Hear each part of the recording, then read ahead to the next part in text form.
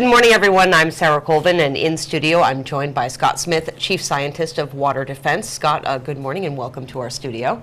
Thanks for having me. Thank you so much for coming in. So, wanted to talk some really interesting things going on with water defense and OPFLEX. I know many years ago we talked about OPFLEX, your product, and for our viewers who may not be familiar, can you tell me a little bit about what OPFLEX is? Yeah, first of all, it's kind of fitting that you started this kind of story on Cape Cod, and now, 4 years later, we find ourselves at this place. OPFLEX is an open-celled material that was used in the Gulf of Mexico, and 2 million square feet.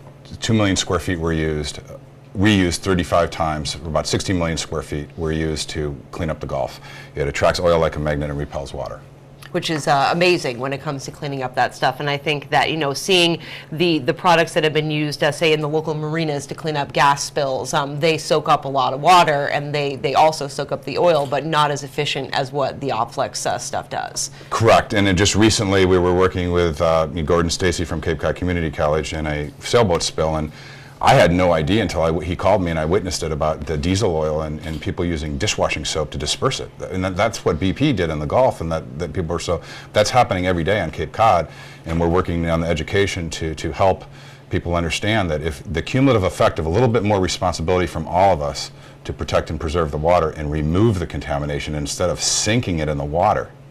Indeed, and another use for the OPFLEX that has kind of come out of this has not just been cleaning up, but also a really effective way of testing what's in the water. And talk to me a little bit about what is so unique about OPFLEX that allows it to test a little, maybe more comprehensively than previous methods. Yeah, and it's I kind of stumbled out into the Gulf of Mexico working on this. I saw samples being taken from the surface of the water, what's called the grab sample. And it's kind of hit or miss. And I saw people getting sick, and I saw the oil beneath the surface, and they kept getting non-detects. So what's, in simple terms, what's different about this water defense environmental indicator technology is that a fish doesn't live in the water for a split second. A child doesn't bathe in the water for a split second. So what we monitor is exposure over time. And oil is complicated, and oil and water should not mix. And with the oil comes metals, metalloids, and chemicals that are heavier than water. So not only do you want to really test the water as to what you're exposed to, but what is beneath the surface above the bottom. We call that the water column. That's where life exists. You don't exist at the top, you don't exist at the bottom. And that's what we're monitoring. And it's hard to believe, but there is not testing out there that can monitor the accumulation or exposure of toxins over time. So where have you been doing this testing? Before we get to talk a little bit about the local results, is it something that you've kind of been testing waters all over the country, all over the world? Yes, and I'm pleased that this is the first interview where I'm announcing what I'm going to announce. We have an open source mapping system working with a company by Eastham, and I've taken over 52 disasters at this point. All my data is being loading up there, and it's going to be open source where people can go log in and view it.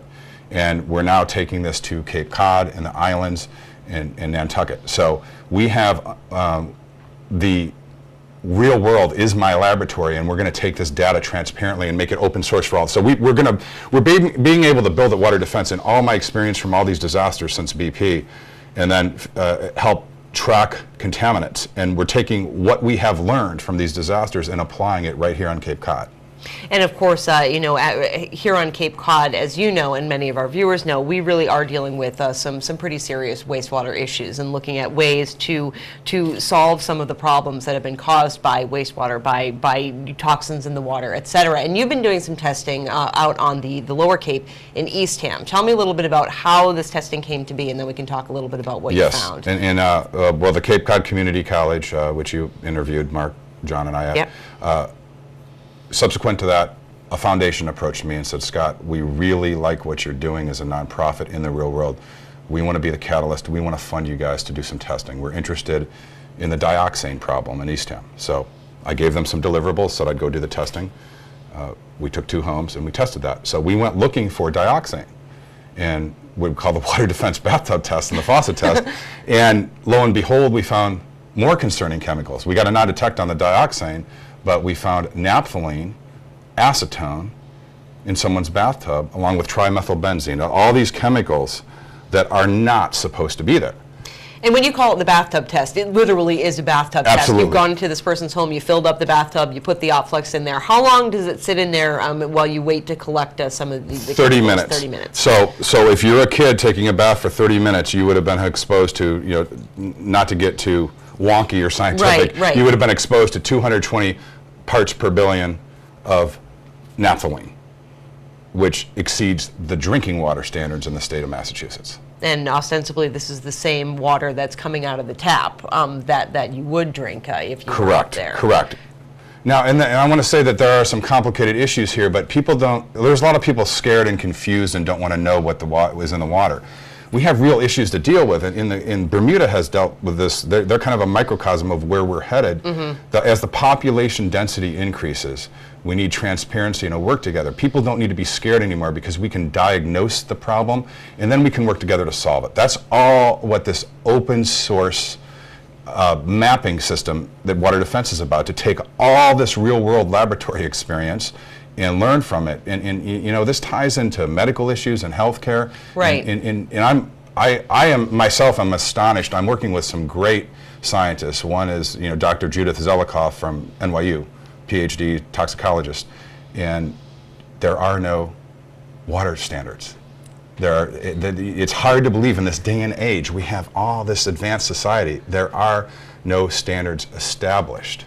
Wow. And the ones that are very limited. Now, for example, there's a naphthalene, right. But there are these other chemicals that simply have no no standards. No standards. And they're suspected to be, chemicals of concern and having health impacts. Right, and I know that, in studying the work that the organization Silent Spring has done, they're looking at the emerging contaminants in connection. I think their work is mostly based on why do we have such a high rate of breast cancer on the Cape. And then as you look through some of those health issues, there are, high rates of certain cancers, high rates of certain diseases. Where is this coming from? And I think taking a look at, what's in our drinking water, what are we taking a shower in, certainly may find some of the answers that we've been looking for. Yes, and that's a great point, and it's just drinking water. You spend more time cooking with water and bathing and showering every day, and we need to pay more attention to that, and we have been investigating some cancer. I really admire the Silent Springs work, and we plan to really work with them and collaborate. We're here to collaborate with everybody and take this water data and try to understand why things are happening, because there's some of these cancer clusters on Cape Cod don't make any sense. Right. The suspicion is that something's in the water. And there's people that take baths are exposing themselves. Right. And that's what, Water Defense is all about, finding out what is in the water. So now that you have these results, Scott, what's next? What happens next? And are you planning on, are you looking to do more testing in other areas of the Cape? Yeah. Next is to get baseline fingerprints from all towns on the Cape.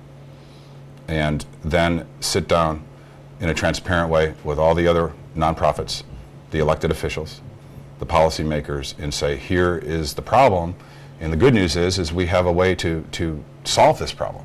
And no one needs to panic anymore, because if you can diagnose the problem, well, there's great technologies out there to solve it. And that's what we're here to do, and bring people together. So this is a message of hope and be positive. It's not, we're not sitting behind closed doors or in a conference room. We're out in the real world dealing with people. And when you go into these homes and you see, like the other day in Eastham, I see this family of 4, and I see these 2 little kids, and I really wanted non-detects across the board. I am in shock that we found chemicals at higher levels than I found Lynchburg, Virginia. Not to get it's not really a tangent because we're all connected by water. What I found in the Eastham bathtub is worse than what I found in Lynchburg, Virginia after that recent Bakken oil train explosion. Wow. In the James River. And any idea as to where these chemicals are coming from? Is it something perhaps just people pouring things down their drains, or runoff from construction work? And how concerning is the concentration of these chemicals? Is it so massive that it could pose a health threat, or is it something that here's an indicator, we have a small bit of an issue, but it can be easily solved? Well, that is a great question. It's a complicated answer. It's very concerning to find that level of naphthalene in the bathtub, and acetone, that should not be in people's bag. And actually, post the charcoal filter, it shouldn't be showing up. But these certain chemicals can escape that. But The answer is we really don't know, but we're not going to stop until we find out. And again, it's not about finger pointing. The population density has grown. Right. There is a dump there. I understand that, you know, it may or may not have been lined. We're not here to point finger. We're here to understand what happened, understand the problem so we can solve it. But it's a combination of people dumping things down their drain, the issue with the landfill, and then there is suspected from another reporter called me, and I guess it's suspected that a fuel station or gas station, there has been an underground leak. The answer is we don't know, but this will help find out. We can figure it out. We can figure it out. So where will people be able to see the open source mapping that you've been talking about? Is that something that's live online now? Is it going to be a little while before it comes up? Tell me a little bit about that. Yeah, well, we're going to introduce it Saturday at the Nantucket Film Festival. Very nice. Mark's in town and we're going to have a press conference dedicated to the Cape and Islands and what we're doing here to do the mapping. And we're working feverishly right now. You can imagine all the data that I have from 52 disasters being loaded in, and this is unprecedented what we have. And I'm working directly with Glenn Bass from EcoExam, who's done a great job in mapping everything out for us. Great. And you can literally go with a click of a button and see what's going on in the water. And I think what's helpful for Cape Cod is you're going to be able to see, okay, what's in my water? What's in my bathtub here? And then you can go click and see Lynchburg, Virginia, Castleton, North Dakota, Aliceville, Alabama, and say, how does my water compare with a Bakken oil train explosion? That's right. Or how does my oil compare with the Mayflower tar sand spill? And then what we're all connected by water, and what this open source mapping is going to do is realize that we all should care. If something spills in North Dakota or Missouri, it's just a matter of time before it flows into the Gulf Stream. Water doesn't see man-made boundaries. That's right. That's right. It's everywhere. So once that is live, is that something that people can go through the Water Defense site to be able to see? You can go. You'll be able to on Saturday to go to the Water Defense site. Click on a button. It will take you an EcoExam. You will be able to log in. You will be able to transparently see all the data. Great. Well, Scott, thank you so much for coming by, and very excited to see the progress of what you're doing on the Cape, and we look forward to having clean water for everyone. Great to see you again. Thank you so much. Scott Smith is the Chief Scientist for Water Defense. For Barnstable This Morning, I'm Sarah Colvin.